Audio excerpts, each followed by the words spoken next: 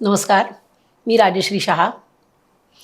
White torture हे पुस्तक अनुवाद करण्याची संधी मला मिळाली आणि न्यू एरा पब्लिकेशन हाऊसने ते प्रकाशित केलेलं आहे. तर ही संधी मला मिळाल्याचा मला खूप आनंद होतो. माझ्या वैयक्तिक जीवनात मी गृहिणी आहे, पण मग आता सेकंड इनिंग म्हणून मी इंग्लिश स्पीकिंगचे क्लास घेते, मुलांचे संस्कार वर्ग चालवते, गोष्टघर चालवते, वाचन मंच चालवते. आमच्या छोट्या गावामध्ये काय काय उपक्रम करत असते, गप्प बसत नाही. आणि आता मोटिवेशनल स्पीकिंगचं काम करते आणि इंग्लिश स्पीकिंगचा क्लास घेते म्हणून आमच्या परिचयाचे दीपक गायकवाड सर आहेत. त्यांना असं वाटलं की मला अनुवाद करता येईल, म्हणून मॅडमनी जेव्हा त्यांना सांगितलं आपल्याला करून घ्यायचं आहे, तेव्हा ते मला अप्रोच झाले आणि मग व्हाईट टॉर्चरचा मी अनुवाद केला. मला वाटत नव्हतं मला करता येईल, पण मग जमलं एक एक प्रकरण करत करत आणि मग छान वाटलं.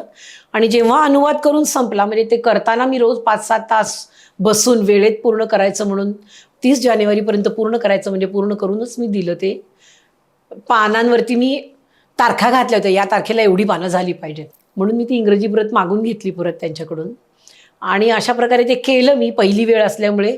आणि हा अनुभव माझा खूप चांगला होता. नर्गिस मोहम्मदी ही या पुस्तकाची लेखिका आहे. ही एक इराणी कैदी आहे सध्या आणि ती एक आंदोलक कार्यकर्ती चळवळकर्ती आहे. ती महिला अधिकारांसाठी जागरूक आहे. ती नर्गिस मोहम्मदी यांनी व्हाईट टॉर्चर हे पुस्तक फारसी भाषेमध्ये लिहिलेलं आहे आणि आमिर रेझानेदे नावाच्या एका इराणी पुरुषाने त्यांनी त्याचा इंग्रजी अनुवाद केला आणि त्याच्यात त्यांनी ते पुस्तक जसं आहे तसा त्याचा इंग्रजी अनुवाद केला आणि त्याचा इंग्रजीचा मी मराठीत अनुवाद केलेला आहे. आणि नर्गिसच्या वेगळ्या वेगळ्या क्षेत्रातील कार्य हे अतिशय उल्लेखनीय आहे आणि नर्गिस ही मला खूप जवळची वाटायला लागली. एक पुस्तक वाचणं आणि एक पुस्तकाचा अनुवाद करणं ह्याच्यात खूप बदल आहे. अनुवाद करताना ते आपण त्याचा पूर्ण अभ्यास करतो आणि हे सगळं करताना माझा खूप अभ्यास झाला आणि नर्गिसच्या व्यक्तिमत्वाने मला झपाटून टाकलं आणि मला स्वतःला तिच्या व्यक्तिमत्वाकडून खूप प्रेरणा मिळाली. आणि माझ्या जीवनातील जी काही छोटी मोठी कमतरता, दुःख, वेदना, यातना ते काहीच नाही, मी खूप सुखात आहे असं मला वाटलं. हा संदेश मला सगळीकडे पोचवायचा आहे की आपण आपल्या हक्कांसाठी ठाम राहून लढलं पाहिजे, मागितलं पाहिजे, मागा म्हणजे मिळेल. त्याचप्रकारे नर्गिस महिलांच्या हक्कासाठी लढते, मृत्यूदंडाची शिक्षा समूळ नष्ट व्हावी, त्याचं उच्चाटन व्हावं म्हणून लढा देतीये, मानवाधिकारासाठी लढतीये आणि तुरुंगातील कैद्यांना उत्कृष्ट आरोग्यसेवा द्यावी, उत्कृष्ट अन्न देण्यात यावं यासाठी आंदोलनं करतीये, तुरुंगात कार्य करते, तुरुंगाबाहेर कार्य करतीये.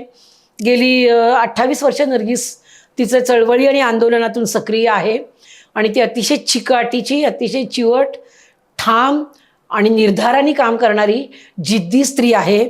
तिला आपल्या अधिकारांची पूर्ण जाणीव आहे आणि दडपशाही लादणारं जे सरकार आहे त्या सरकारविरुद्ध आवाज उठवून ठामपणे उभं राहण्याची तिच्यात शक्ती आहे.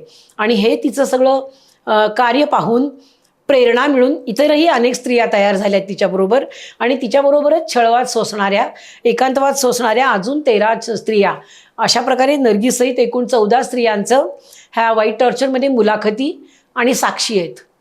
आणि अशा प्रकारे हे व्हाईट टॉर्चर पुस्तक मराठीमध्ये न्यू एरा पब्लिकेशन हाऊसने आणलेलं आहे आणि हे पुस्तक न्यू एरा पब्लिकेशन हाऊसच्या वेबसाईटवर आहे, यूट्यूब चॅनलवरती याच्याबद्दल माहिती मिळेल, फेसबुक पेजवरती वगैरे पण नंबर आहेत आणि मला ओळखणाऱ्या लोकांना माझ्याकडे संपर्क साधला तर माझ्याकडेही पुस्तक मिळेल. आणि ही संधी दिल्याबद्दल मी व्हाईट टॉर्चरचे, न्यू एरा पब्लिकेशन हाऊसचे आणि परवानगी दिल्याबद्दल मी सगळ्यात पहिले नर्गिस मोहम्मदीच्या मध्यस्थ संस्थेचे पण आभार मानते. म्हणून मला ही संधी मिळाली. मला एक खूप चांगला अनुभव यामुळे मिळाला असं मला वाटतं. थँक्यू.